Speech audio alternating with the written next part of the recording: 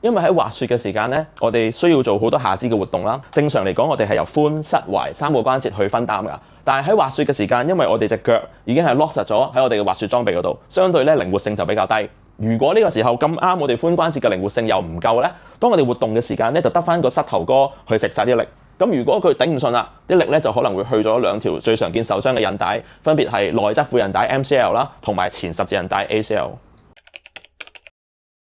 咁如果 ACL 前十字韌帶受傷咧，通常咧如果你係後生啊，係比較好動做運動嘅咧，醫生都會建議你做翻一個重建手術，然後再經歷一啲物理治療啦，咁通常都可以康復做翻運動嘅。咁但係如果你係 MCL 內側副韌帶受傷咧，咁根據文獻顯示咧，做手術咧未必一定會特別好有幫助，除非有啲好特別嘅情況。通常就算你係斷咗咧，都係會建議做物理治療加埋啲復康訓練，咁通常都可以翻去100% 嘅運動水準嘅。